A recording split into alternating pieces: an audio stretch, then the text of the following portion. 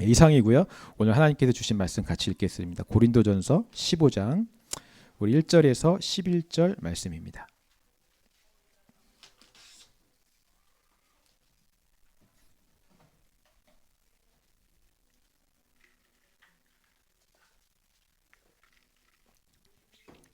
우리 한 절씩 같이 교독하도록 하겠습니다. 형제들아, 내가 너희에게 전한 복음을 너희에게 알게 하노니 이는 너희가 받은 것이요 그 가운데 선 것이라.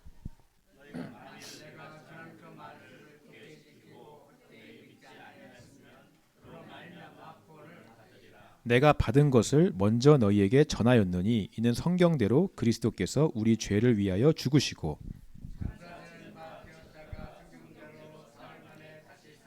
게바에게 보이시고 그 후에 12 제자에게와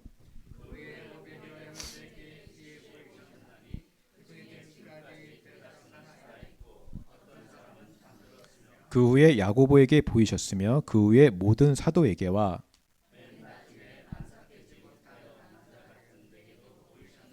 나는 사도 중에 가장 작은 자라. 나는 하나님의 교회를 박해하였으므로 사도라 칭함받기를 감당하지 못할 자니라.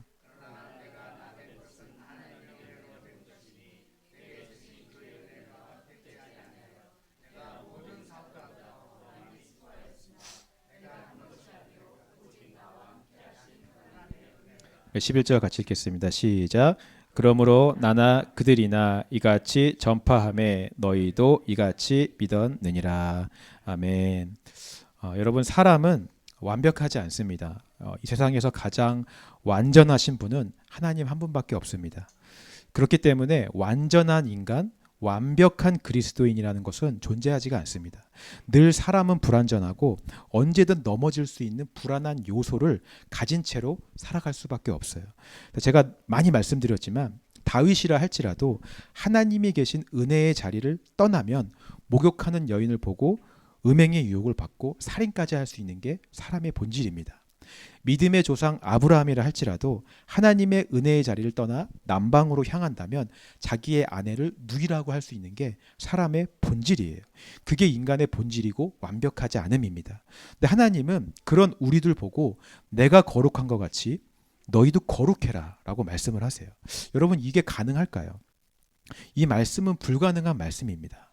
거룩하지 않은 불완전한 우리가 어떻게 하나님처럼 완전하고 거룩해질 수가 있겠어요? 자, 그렇다면 하나님께서 우리가 지킬 수 없는 불가능한 명령을 우리에게 주신 것일까요? 처음에는 맞습니다. 불가능한 명령을 주셨어요. 하나님께서는 우리 스스로가 거룩할 수 없다라는 것을 깨달으라고 이 명령을 먼저 주신 것입니다. 율법을 주신 이유도 마찬가지예요. 우리의 힘으로 율법을 지키려고 노력하면 노력할수록 지킬 수 없다라는 우리의 모습을 알게 하시려고 율법을 우리에게 주신 것입니다. 우리는 율법을 지킴으로 하나님의 말씀에 내가 힘과 노력으로 순종해 보면서 내가 불완전한 인간이고 내가 이것을 할 수 없는 인간이구나라는 것을 알게 된다라고 하는 것입니다. 근데 많은 사람들이 진짜 이 명령대로 거룩하기 위해 애쓰고 율법을 지키려고 애를 씁니다. 자신의 힘과 노력으로 이것을 열심히 지키려고 행하는 거예요. 자, 그렇게 되면 어떤 일들이 일어나게 될까요? 다 그런 것은 아니겠지만 자기의 힘과 노력으로 그렇게 열심히 살아가다 보면 내 힘과 노력과 열심과 열정으로 했던 그 행위에 집중하게 되고요. 그 행위가 이룬 결과, 업적, 성취 이런 것들에 집중하게 됩니다. 그리고 그 행위로 인한 결과와 업적과 성취가 가장 많았던 경우, 많았던 때를 내가 신앙생활을 가장 잘했던 때, 내가 가장 열심히 신앙생활을 한 때라고 사람들이 생각을 한다라고 하는 것이죠. 물론 정말 하나님의 은혜를 진심으로 경험하고 그 은혜로 인해서 거룩하게 되어져서 정말 자원하는 마음으로 봉사하고 헌신하고 일하고 업적과 성취를 이루신 분들도 있습니다. 근데 아까도 말씀드렸지만 인간은 불완전하기 때문에 받은 그 은혜에 집중하는 것이 아니라 내가 한 행위, 내가 한 봉사 그것 자체에 집중하는 경우가 더 많아요. 즉 다윗이나 아브라함처럼 계속 은혜의 자리에 머물면서 하나님의 은혜에 집중해야 되는데 자꾸 육의 자리로 남방으로 향해서 내가 한 행위와 내가 한 업적에 집중하게 되는 경우가 많다라고 하는 것입니다. 그때 내가 했던 그 행위, 그때 내가 했던 그 열심, 그때 내가 했던 그 봉사, 그 기억, 그 추억을 우리는 내 신앙생활에 있어서 가장 최고의 경험, 내가 이룬 업적, 성취라고 생각을 하고요. 그때를 그리워하고 그때를 추억합니다. 그리고 그때만큼 지금 되어지지 않는 내 모습을 보면서 나는 왜 그렇지라고 실망하고 절망하기도 한다라고 하는 거예요. 제가 청년들을 상담할 때 가장 많이 들었던 것이 이것이었습니다. 그래도 한때는 자기가 교회 생활 정말 열심히 했대요. 정말 교회에서 하는 성경 공부 다 참석하고 매일같이 새벽기도 나가고 일주일 내내 교회 와서 살고 중간고사 기말고사 있는데도 불구하고 교회 행사 있다 그러면 교회에 나와서 다 참여하고 그렇게 교회 일에 열심히 했다라고 하는 것입니다. 근데 지금 자기의 모습을 보면 그만큼 하지 못하는 모습을 보고 나 지금 잘못 살고 있다, 내가 제대로 신앙생활 못하고 있다라고 그렇게 생각이 든다라고 하는 거예요. 이 청년도 받은 은혜에 집중하고 있는 것이 아니라 내가 했던 그 행위와 업적과 성취에 집중을 하고 있기 때문에 그런 것입니다. 이것이 자기의 하나의 어떤 기준이 되어버렸고 의가 되어버렸어요. 신앙생활을 잘한다라고 하는 것은 이런 것이다라는 자기 기준이 생겨버린 것입니다. 내 행위로 그렇게 해봤기 때문에 이것이 기준이 되어서 그 기준만큼 내가 지금 하고 있지 않으면, 내가 세워놨던 내 의만큼 도달하지 않으면 나는 신앙생활 제대로 하고 있지 않아라고 결론을 내려버리고 있는 거죠. 여러분, 지난주도 말씀드렸지만 우리 인간 안에는 사랑, 자비, 온유, 절제, 품위, 격, 질서 이런 것들이 하나도 없어요. 이것들은 다 예수 안에 있는 것들입니다. 그러나 인간의 기준 안에서 인간의 노력과 의지적인 결단과 애씀과 열심으로 남들 보기에 어느 정도까지는 꽤 사랑하네, 꽤 착하네, 저 사람 꽤 괜찮네, 꽤 온유하네, 꽤 자비하네 라고 칭찬받을 수 있을 정도만큼은 사회적 기준 안에서 내 힘과 노력으로도 성취할 수 있어요. 이룰 수 있다라고 하는 것입니다. 근데 이것은 영원하지가 않아요. 내 힘과 노력으로 이룬 이 성취는, 이 업적은 언제든 사라질 수 있는 것이고요. 내 상황이 조금만 어려워지고 내가 조금만 힘들면 당장 우리는 남에게 베풀 여유도 없어요. 나만 생각하게 돼요. 내가 했던 행위만 가지고 내가 옛날에 이런 사람이었으니까 지금도 이런 사람이다라고 말할 수 없는 것이 불완전한 인간의 모습이다라고 하는 것입니다. 그래서 여러분, 우리는 우리의 행위에 집중하는 것이 아니라, 불완전한 인간의 행위에 집중하는 것이 아니라 완전하신 예수님의 은혜에 집중해야 함을 여러분 믿으시기 바랍니다. 완전하지 않고 거룩한 우리가 완전할 수 있는 유일한 방법은 우리의 행위에 있지 않고 완전하신 예수 안에 머물러 있는 것밖에는 방법이 없기 때문에 그래요. 그 은혜 안에 머물러 있을 때 비로소 우리가 완전해진다라고 하는 것입니다. 자, 그렇다면 아까 제가 상담했던 그 청년이 정말 뜨거웠을 때 경험했던 그 예수의 은혜와 오늘날 현재 지금 주시는 예수의 은혜가 다른 은혜일까요? 그때는 더 강력한 은혜를 받았고 지금은 덜한 은혜를 내가 받고 있는 것입니까? 그렇지 않습니다. 그때나 지금이나 예수의 은혜는 동일하고 한결같아요. 우리는 동일하고 한결같은 이 은혜에 집중해야지 그때그때 상황과 환경과 기분과 감정에 따라 달라지는 내 행위에 집중해서는 안 되는 것입니다. 우리가 그 동일한 은혜에 집중을 하게 되면 우리는 오늘도 느낄 수가 있어요. 동일하게 지금도 이 자리에서 살아서 나에게 역사하시고 은혜 주시는 하나님의 섭리와 역사를 느낄 수 있는 것입니다. 물론 나는 달라져. 그때와 나는 다른 사람이에요. 변했을 수도 있습니다. 예전만큼 그렇게 헌신할 수 없을 수도 있고, 내 삶과 주어진 지금 내 삶과 가족들과 함께 내 일을 살아내느라 시간도 없고 예전과 같은 열정과 패기도 없을 수 있어요. 그럴지라도 오늘 내 삶에 주시는 예수님의 은혜는 여전히 동일하고 오히려 아침마다 늘 새롭고 내일 아침엔 더 새로운 은혜임을 여러분 믿으시기 바랍니다. 그 은혜에 집중하면 내 힘과 행위로 열심히 헌신했던 그때보다 나는 지금 더 새로운 그 은혜에 집중하며 오늘도 나는 그 삶을, 하나님이 나에게 주신 이 삶을 하나하나 살아내는 방법들을 훈련받고 있는 중이구나 발견하게 되고요. 여전히 크신 그 동일한 은혜가 지금도 날 위해 인도하고 계시고 날 이끄심을, 날 위해 역사하고 계심을, 일하고 계심을 우리가 발견하게 되는 줄 믿습니다. 은혜 안에 거하셔야 돼요. 1절 2절 말씀 읽어보겠습니다. 오늘 본문 1절 2절 같이 읽겠습니다. 시작. 이는 너희가 받은 것이요 또 그 가운데 선 것이라. 너희가 만일 내가 전한 그 말을 굳게 지키고 헛되이 믿지 아니하였으면 그로 말미암아 구원을 받으리라. 여러분 이 사실을 꼭 기억하셔야 됩니다. 예수님만이 완전하시고 그 예수 안에 머물러 있을 때에만 나도 완전하다라고 여김을 받는 거예요. 죄인인 내가 예수 안에 있을 때 의인으로 여김을 받는 것입니다. 문설주의 피가 발라진 그 집안에 내가 있어야지 죽음이 유월하는 거예요. 은혜의 자리를 떠나면 안 되는 것입니다. 그래서 예수님이 십자가에 못 박혀 죽으시고 3일 만에 부활하신 거예요. 이 은혜의 자리에 우리가 계속 머물러 있을 수 있도록 그 근거를 마련해 주신 것입니다. 이 놀라운 사실을 우리가 복음이라고 이야기해요. 바울이 오늘 본문에서 내가 들었던 복음도 바로 이것이고 고린도 교인들에게 전했던 복음도 이것이다라고 이야기하는 거예요.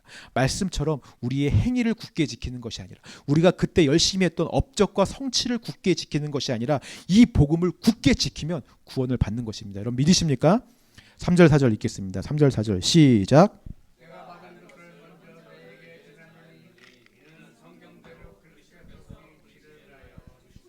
장사 지낸 바 되셨다가 성경대로 사흘 만에 다시 살아나사. 자, 그러면 여기에 나오는 우리의 죄가 어떤 죄입니까?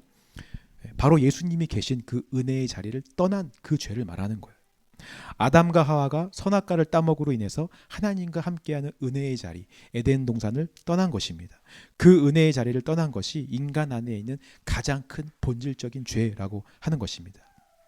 근데 사람들은요, 보통 죄라고 이야기하면 이 죄에서조차도 내가 저지른 어떤 눈에 보이는 행위의 죄를 생각할 때가 더 많아요. 그러니까 내가 누군가의 것을 훔쳤다든지 누구를 다치게 했다든지 거짓말을 했다든지, 물론 이것도 죄입니다. 그러나 이런 것들은 우리가 하나님이 계신 은혜의 자리를 떠났을 때 생기는 죄의 결과들이죠. 흔히 우리가 원죄, 자범죄 이렇게 나누기도 합니다. 그래서 여러분, 돌아온 탕자의 비유를 잘 아실 거예요. 탕자가 다시 아버지의 집으로 돌아오면서 자기가 저질렀던 죄를 뭐라고 생각을 했을까요? 아버지를 떠난 것을 죄라고 생각했을까요? 아버지의 전 재산을 다 들고 도망가서 흥청망청 써버린 것을 죄라고 생각했을까요? 물론 나중에는 진심으로 탕자가 회개했겠지만 처음에 돌아왔을 때는 두 번째가 자기의 죄라고 생각을 했어요. 아버지의 재산을 가지고 다 써버린 것을 자기의 죄라고 생각을 했어요. 그래서 아버지를 만나자마자 뭐라고 이야기하냐면, 내가 종이 되어서 당신의 집에서 일하는 품삯을 받는 일꾼이 되어서 일해서 다 갚겠습니다 라고 얘기를 한 거예요. 오늘 교회에 나오시는 많은 분들이 처음에 이런 형태의 회개와 뉘우침을 많이 합니다. 내가 하나님을 떠난 근본적인 죄, 이 본질적인 죄가 아니라 눈에 보이는 죄, 나의 행위로 저지른 죄에 대해서 회개하는 거예요. 그래서 이런 분들은 교회에 나와서 이 죄 문제를 해결하기 위해 탕자와 같은 모습을 보일 때가 참 많습니다. 내가 열심히 일해서 내 죄를 다 갚겠습니다. 내가 저지른 죄의 대가를 내가 열심히 일해서 다 갚겠다는 거예요. 그래서 교회 나오면 열심히 자꾸 뭔가를 하려고 해요. 물론 아까도 말씀드렸지만 정말 은혜를 받았기 때문에 자원하는 마음으로 하는 봉사와 헌신도 있어요. 이런 헌신은 빚을 갚기 위해 일하는 내 행위와는 근본적으로 다릅니다. 이런 헌신은 이런 자원하는 마음으로 하는 봉사는 대가를 바라지도 않고요, 칭찬을 바라지도 않고요, 사람들의 위로도 필요치 않습니다. 내가 은혜를 받았기 때문에 그냥 감사한 마음으로 드리는 헌신이에요. 우리 지난주 CD 모임 때 김보식 장로님이 예전에 은혜 받고 정말 누가 시키지도 않았는데 예배 드리고 싶고 기도하고 싶고 신방하고 싶고, 장로님 안에서 나온 마음이 아니에요. 성령님께서 은혜 주셨기 때문에 자원하는 마음으로 자연스럽게 나오는 마음들인 것입니다. 그런데 탕자와 같은 빚을 갚기 위해서 하는 일함은 그렇지가 않아요. 어떻게든 내가 열심히 이래서 빨리 이 빚을 갚아야 되는데, 내 죄를 내가 갚아야 되는데 자꾸 일하는데 방해하는 사람을 보면 불편해요. 나만큼 일 안 하는데도 은혜 받는 것 같은 사람들을 보면 마음이 불편해요. 빨리 일해서 갚아야 되는데 이게 안 되면 조급해지고 여유가 없어지는 것입니다. 탕자의 형이랑 똑같아요. 내가 지금까지 더 아버지 옆에서 열심히 일했는데 일도 안 한 다른 자가 와서 더 대접받는 거 보면 기분 나쁘고 불편한 거예요. 다 자기가 일한 행위와 업적과 성취에 초점을 맞추고 있기 때문에 그런 것입니다. 그러나 이 아버지는 전혀 달라요. 그가 성대한 잔치를 연 이유는 아들이 열심히 일해서 돈을 갚았기 때문이 아닙니다.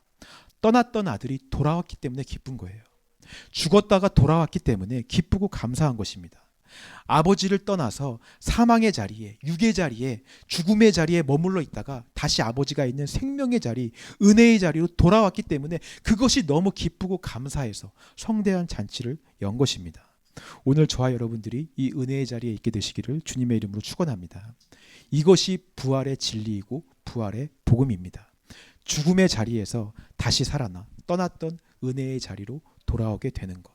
내가 죽었다가 다시 살아나서 은혜의 자리로 돌아오는 것이 부활의 복음이에요.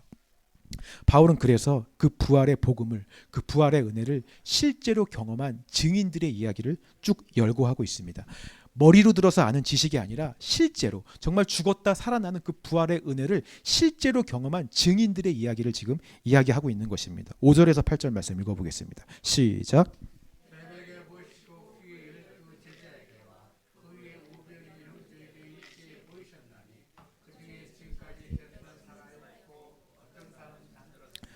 그 후에 야고보에게 보이셨으며 그 후에 모든 사도에게와 맨 나중에 만삭되지 못하여 난 자 같은 내게도 보이셨느니라. 예수님의 부활의 은혜를 직접 실제로 경험한 자들이 나오고 있습니다. 제일 처음 게바가 나오고 있죠. 베드로를 말하는 것입니다. 그 다음에 12제자, 그 다음에 500여 명, 야고보, 사도들 이렇게 쭉 나오고 있습니다. 그리고 마지막에 바울 자신까지 이야기를 하고 있습니다. 여러분, 여기 언급된 이 사람들은 어떤 사람들이었습니까? 우리가 육신의 눈으로 봤을 때 육신적으로는 예수님과 가장 가까이 있는 은혜의 자리에 있는 것처럼 보이는 사람들이에요. 눈에 보이는 것은 은혜의 자리, 예수님과 가장 가까운 데 있으니까 예수님과 함께 있는 은혜의 자리에 있는 것처럼 보이지만 그들의 마음은 다 육의 자리에 있던 사람들이었습니다. 그렇기 때문에 끝까지 절대로 변하지 않던 사람들이 바로 이 사람들이었어요. 예수님과 함께 3년을 먹고 자면서 훈련을 받고요. 바로 옆에서 예수님 말씀을 들었습니다. 예수님이 행하시는 기적과 이사를 보았어요. 눈앞에서 막 무리를 걸으시고 5,000명을 물고기 2마리와 떡 5개로 먹이시는 것도 보고 죽었던 나사로가 막 일어나 걸어다니는 것도 보았어요. 예수님이 하나님이신 예수님이 직접 전하시는 설교 말씀을 듣고 예수님이 직접 행하시는 기적을 보고 예수님과 함께 먹고 자고 동고동락까지 한 이들이 변했을까요? 그렇게 열심히 예수님을 따라다녔지만 그들은 변하지 않았어요. 예수님이 십자가에 달려 돌아가시는 그날까지 최후의 만찬 그 자리에서까지 자기들만 생각하던 사람들이 바로 이 제자들이었습니다. 정작 십자가에 달려 돌아가실 때 제일 처음 언급되었던 게바는 예수님 3번 저주하고 부인하고 도망갔습니다. 12제자 다 그 자리에 없었어요. 도망갔어요. 야고보 예수님의 형제인데도 예수님을 믿지 않았습니다. 500여 명 사도들 한때 종려나무까지 흔들리고 호산나 다윗의 자손이요 했던 이들이었지만 십자가에 못 박혀 돌아가실 때는 돌 던지고 침 뱉었던 자들이 바로 이들이었어요. 절대 변하지 않습니다. 오늘도 마찬가지예요. 교회 나와서 아무리 설교 잘하시는 좋은 목사님 설교를 듣고 교회에서 하는 제자 훈련, 무슨 유명한 성경 공부, 얼마 전에 아틀란타에서 큰 이슈가 되었죠. 사람 살인 사건 일어나 무슨 합숙하고 훈련한다고 우리 삶이 변할까요? 눈앞에서 이적과 기사를 체험하고 놀라운 은사를 경험하면 내가 변할까요? 내 육이 거룩할 것 같은 은혜의 장소인 것처럼 보이는 그런 거룩한 장소에 내가 있는다 하더라도, 거룩한 것처럼 보이는 모임에 내가 참석한다고, 거룩하게 해주는 사역자를 따라다닌다고, 기적과 이사를 베푸는 목사님을 따라다닌다고 우리는 변하지 않습니다. 하나님의 아들이신 예수님과 함께 있는 제자들도 안 변했는데 우리라고 뭐가 다르겠어요? 우리도 똑같아요. 목숨의 위협이 오고 내 삶에 피해가 오면 내 자녀 문제로 얽히고 돈 문제로 얽히고 사람 문제로 얽히고 상황과 환경과 감정과 기분에 따라서 얼마든지 제자들과 똑같이 행동할 수 있는 게 우리의 본질이라고 하는 것입니다. 우린 절대 안 변해요. 그런데 이런 사람들이 변하는 순간이 있습니다. 바로 육의 자리에 있던 내가 은혜의 자리로 옮겨지는 순간이 있어요. 여러분, 이 사람들이 예수님이 십자가에 죽을 때까지도 변하지 않던 그들이 부활하신 예수님을 만나게 되었습니다. 자신의 모습에 실망해서 다시 업으로 돌아간 베드로에게 예수님이 먼저 찾아오셨어요. 또 예수님이 직접 12제자에게 찾아오시고요. 500여 명에도 나타내시고 사도 바울에게도 나타나셨어요. 로마서 말씀처럼 우리가 아직 죄인 되었을 때에 그리스도께서 우리를 위하여 죽으시고 다시 부활하심을 보여주셨습니다. 그리고 우리의 죄를 우리에게 돌리지 않으시고 우리 보고 갚으라 하지 않으시고 본인이 그 죄의 값을 다 치르심으로 우리에 대한 자신의 사랑을 확증하셨어요. 그들은 부활하신 예수님을 눈앞에서 보고서 이 말씀이 실제가 됨을 경험했어요. 그동안은 들어도 이게 무슨 말인지 이해가 되지 않고 무슨 말인지 몰랐는데 예수님의 십자가 죽음을 통해서 자신의 본성, 이 본질 안에 있는 이 본질이 얼마나 악하고 변하지 않는 존재이고 불완전한 존재인지를 그들이 보게 된 것입니다. 그들은 예수님과 육적으로 꽤 은혜의 자리에 함께 있어서 육적으로는 은혜의 자리에 같이 있는 것처럼 보여서 착각을 했어요. 나도 예수님처럼 꽤나 거룩한 존재, 꽤나 능력을 행하는 존재, 막 능력을 행하고 자기들도 예수님과 함께 있으므로 그런 기적들이 나타나니까 본인들도 꽤 괜찮은 사람들이라고 착각했었어요. 근데 예수님이 십자가에 돌아가시니까 그 십자가 사건을 통해서 자기 안에 숨겨져 있던 본질들이 다 드러났어요. 아, 내가 괜찮은 사람이 아니었구나. 얼마든지 예수님 배신하고 배반할 수 있는 사람이었구나. 다 드러났어요. 제자들의 본질이 다 드러난 것입니다. 그 모습을 보며 절망하고 괴로워하며 낙심해 있는 그들에게 예수님이 부활하심으로 나타나신 거예요. 그리고 그들에게 말씀하십니다. 너희 안에 드러난 그 본질, 그 죄, 그 모든 것들을 내가 십자가에 다 지고 죽었다. 너희 보고 갚으라 하지 않고 내가 대신 다 갚아 주었다. 그리고 내가 다시 부활해서 살아났다. 눈앞에서 그들에게 실제로 부활하심으로 확증시켜 주셨어요. 너는 죽었고 나와 함께 새로운 피조물로 다시 태어났음을 확신시켜 주신 것입니다. 여러분 믿으십니까? 그 사람들이 그 부활의 진리, 다시 부활하신 예수님을 눈앞에서 보게 되었을 때 이 사실이 실제가 된 거예요. 드디어 죄의 본질, 옛사람이 죽는 것을 경험하게 되었습니다. 내 힘으로 여전히 애쓰고 노력해서 안 되는 이 옛사람은 죽고 예수 안에서 새로운 피조물로, 새로운 사람으로 다시 태어남을 경험하게 되었다라고 하는 것이죠. 비로소 육의 자리에 있다가 은혜의 자리로 돌아오게 되는 순간이었어요. 그때부터 이 사람들이 변하게 되었습니다. 죽음이 무서워 그렇게 두려워하던, 도망치던 이 제자들이 다 순교했어요, 여러분. 목숨의 위험을 무릅쓰고 복음을 전하는 예수의 사람들이 되었습니다.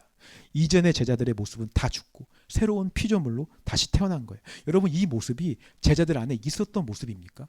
절대 아니잖아요.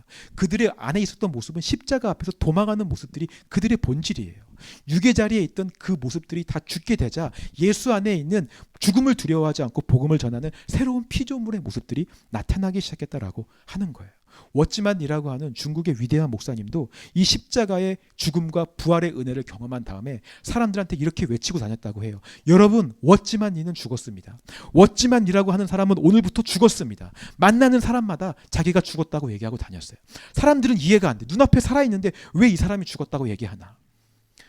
해결되어지지 않는 자기 안에 본질적인 이 죄의 문제 때문에 괴로워했는데 마침내 예수 안에서 예수님의 십자가 사건을 통해 이 옛사람이 죽었고 예수와 함께 새롭게 자신의 인생이 태어나고 부활됨을 경험했을 때 감사와 기쁨으로 옛사람은 죽었고 새 사람이 다시 태어났음을 선포하게 될 수 있다라고 하는 것입니다.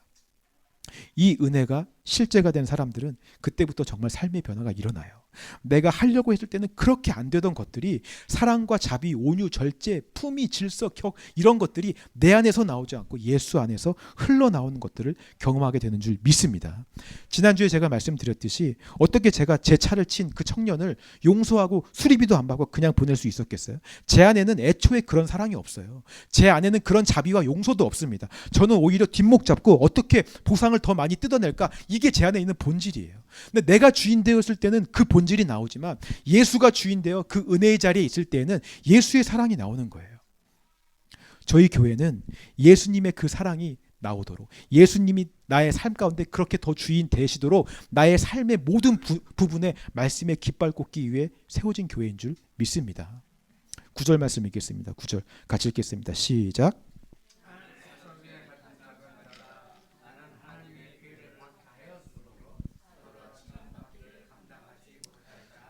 마지막으로 바울은 자신을 간증으로 이야기하고 마무리합니다. 바울은 자기를 사도 중에 가장 작은 자, 사도로 칭함받을 수 없는 자라고 얘기를 해요. 여러분, 우리가 이전에 보았던 사도 바울의 모습과는 많이 다릅니다. 사도 바울의 모습은 자기가 사도가 아니라는 소리를 하도 많이 들었기 때문에 내가 왜 사도가 아니야? 나도 사도다.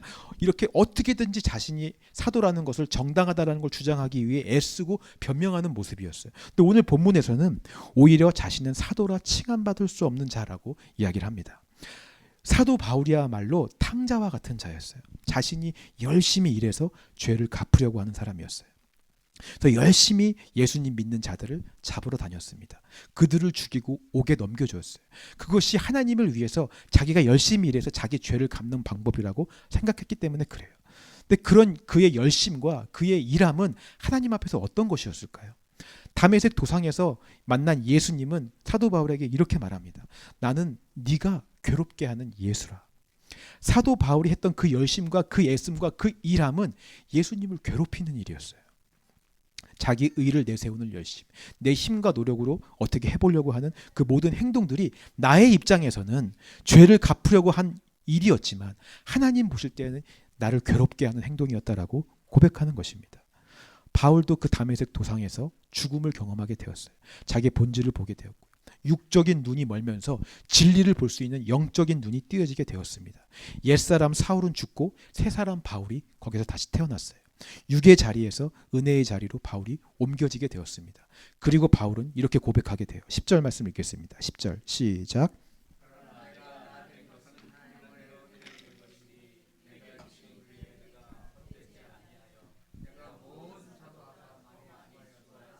내가 한 것이 아니요 오직 나와 함께 하신 하나님의 은혜로라.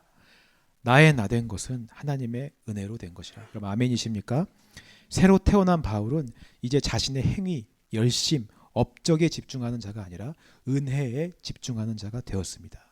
자기가 한 행위, 자기가 한 일로만 따지면 모든 사도보다 더 수고한 자가 바로 자기였어요. 근데 그것에 집중하지 않고 은혜에 집중하는 자가 되었어요. 얼마든지 행위를 내세워서 나를 내세울 수 있었지만 은혜에 집중하게 되니까 자신은 가장 작은 자가 되는 거예요. 나의 나 된 것은 오직 주의 은혜라 라고 밖에는 고백할 수 없게 되는 것입니다. 이것이 은혜 받은 자의 고백이고 자기가 죽은 자가 실제가 된 그런 자의 고백이라고 저는 믿습니다. 저와 여러분들이 이런 고백을 하시게 되시기를 주님의 이름으로 축원합니다. 여러분, 말씀을 정리하기 원합니다. 여러분, 정말 신앙생활 잘하고 싶지 않습니까? 예수 잘 믿고 변화되고 싶지 않습니까? 여러분, 그래서 여러분들이 교회 나오고 신앙생활 하고 있는 거 아닌가요? 그래서 이 작은 예배 드리기도 불편하고 이 좁은 장소인 개척교회까지 여러분 나오고 있는 이유가 그거 아닙니까? 나의 만족과 내가 원하는 거 기도해서 얻어내려고 그런 신앙생활 할 거면은 그런 유익을 주는 교회 가고, 내가 편하고 내 자녀 교육 잘 시킬 수 있는 큰 교회, 대형 교회 가지 않겠습니까? 왜 이런 작은 교회 나와서 여러분 고생하고 맨날 혼나는 것 같은 이런 말씀 들으면서 왜 이 자리에 여러분 앉아 있어요? 지금보다 뭔가 달라지고 싶고 예수 잘 믿고 싶고 정말 구별된 신앙생활 그리스도인 되고 싶어서 나오는 거라고 저는 믿습니다. 그럼 여러분들 뭔가를 자꾸 하려고 하지 마시고 먼저 죽으시기 바랍니다. 육의 자리에 있지 말고 은혜의 자리에 머물기 위해 은혜에 집중하는 여러분 되시기를 주님의 이름으로 축원합니다. 우리 안에 있는 이 옛사람, 이 자아는 정말 죽기 싫어하기 때문에 죽기 싫어서 늘 쉬운 길을 택하고 늘 타협의 방법을 생각해요. 하나님께서는 선악과를 먹으면 반드시 죽으리라 말씀하셨어요. 사탄은 먹어도 죽지 않으리라 라고 얘기합니다. 사람은 이 말을 들을 때 쉬운 길을 택합니다. 먹고는 싶은데 먹으면 죽는다고 하는 것보다 먹어도 죽지 않는다라고 말하는 길이 훨씬 더 쉽고 매력적으로 보여요. 그래서 교회에서 이런 소리를 더 좋아해요. 내가 죽지 않고 오히려 내가 열심히 살아서 열심히 일하고 열심히 애쓰고 열심히 봉사하고 열심히 헌금하고 헌신하면 축복받을 것입니다. 복받을 것입니다. 보상받을 것입니다. 이런 기복신앙과 번영주의 신학의 소리를 더 좋아하는 거예요. 이것은 인간의 본질적인 속성에서 나온 사탄의 속임입니다, 여러분. 뱀이 아담을 속이는 것 같은 그런 속임이에요. 그래서 교회에서도 교회에 충성하고 기도 열심히 하고 교회 일에 열심히 하면 잘 될 것입니다라고 그런 가스라이팅 하는 것도 잘못된 거예요. 그런 교회는 피하시기 바랍니다. 사람의 본질을 이용한 뱀의 유혹을 하는 것과 다를 바 없는 거라고 저는 믿어요. 정말 달라지고 싶고 정말 변화되고 싶다면 나의 행위와 업적에 집중하는 것이 아니라 은혜에 집중하시기를 바랍니다. 플래그십 처치는 여러분들이 이 은혜에 집중하실 수 있도록 은혜에 집중하지 못하게 하는 모든 것들을 다 심플하게 만들고 간결하게 하는 것이 목회 철학인 교회예요. 자꾸 내가 뭔가를 하고 싶은 이 자아를 이 교회에 와서 자꾸 내려놓게 하는 훈련을 받는 곳이 이 교회입니다. 단 이것이 정말 아무것도 안 하려고 하는 내 모습을 정당화하지 않게 하기 위해서 우리는 일주일에 한 번 CD 모임을 하는 거예요. CD 모임을 통해서 점검하는 거죠. 정말 내가 일주일 동안 삶에서 내가 죽고 예수로 살아내는 삶을 치열하게 살았는지 한 몸으로 부른 공동체 안에서 이것을 드러내고 솔직하게 점검받고 위로하고 격려받는 것입니다. 그래서 처음에 여러분들이 CD 모임 오셔서 나누게 되면 당연히 내 삶에서 안 되는 것을 나눌 때가 더 많을 것입니다. 아, 이것도 안 되고 이렇게 해야 되는데 잘 안 되고 자꾸 해보려고 하는데 자꾸 안 되고 부족한 나의 모습을 나눌 때가 더 많아요. 근데 그게 은혜예요. 애초에 내가 하면 안 되고 내 안에는 선한 것이 없다는 것을 발견하는 것이 은혜의 시작이기 때문에 그렇습니다. 내가 안 되는 것을 알게 되면 그때부터는 되게 하시는 예수를 바라보게 돼요. 되게 하는 은혜를 사모하게 되고 되게 하는 예수를 우리가 바라보게 되는 것입니다. 그 은혜에 집중하면 나는 죽고 점점 부활하신 예수 그리스도가 내 안에서 살아서 되게 하는 예수의 사랑과 은혜를 흘려보내게 될 것을 믿습니다. 이 예수 그리스도의 은혜는 어제나 오늘이나 동일하며 영원토록 변함없음을 여러분 믿으시기 바랍니다. 이 은혜 안에 계속 머물러 있고 이 은혜에 집중하는 훈련을 하시는 여러분들이 되시기를 소망합니다. 그 은혜의 자리에 있을 때 나는 점점 죽고 내 안에 있는 예수가 살아날 때 정말 여러분들은 달라지고 변화하는 모습을 보일 거라고 저는 믿습니다. 그 은혜의 자리에서 은혜로 살아가시는 저와 여러분들 되시기를 주님의 이름으로 축원합니다.